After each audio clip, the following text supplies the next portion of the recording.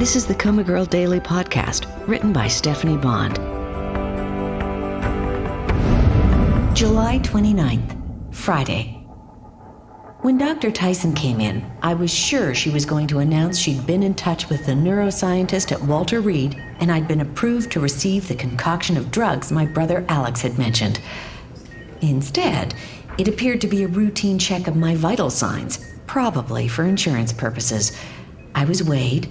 How is it possible that I'm in a coma and I gained a pound? And inspected for bed sores. Delightful.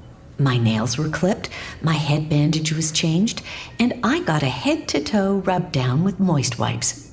To complete the day spa treatment, I was dressed in a clean hospital gown. All dressed up and nowhere to go. "Everyone is rooting for her," a nurse said. "Excuse me?" Dr. Tyson said. "She's famous, COMA Girl. People all over the world are praying for her. That has to count for something." "Let's hope so," Dr. Tyson said. "There's nothing more to be done for her medically?" "No. A colleague at another facility told me about a drug cocktail that's shown promise, but it's incredibly expensive and it's experimental. The insurance company refused to pay for it." "Can you file an appeal?" "I did. But the insurance company is already looking at enormous losses on this patient. They will never approve it."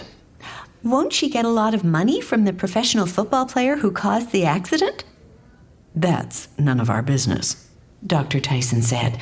"We can only deal with the present financial situation. Besides, even if the drug was free, the hospital board would have to approve the use of an experimental formula.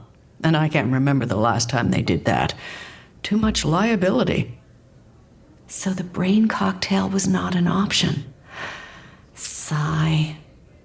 "Dr. Tyson, do you think she can hear us?" "I almost hope not." As they were leaving, another visitor was coming in. "Excuse me, sir," the nurse said. "This room has limited visiting hours. Who are you here to see?" "Karen Sue. I'm her ex-husband, Jonas Sue. I haven't visited in a while, but I've been seeing all the news reports about that COMA girl, and it sounds crazy, but something just told me I needed to come see Karen." "May I see your ID?" the nurse asked. "Sure. Here's my driver's license." "Okay. You have 10 minutes. "Thank you."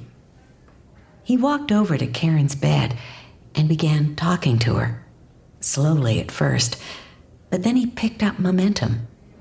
I heard him mention someplace he'd traveled to recently and a mutual friend he'd spoken to. Small talk. He sounded as if he missed her. If my notoriety has played a part in his visit, I'm glad. As he rushed to cram as much as possible into his allotted time, Faraday's parting conversation with Karen came back to me. "Don't despair. He'll be here tomorrow."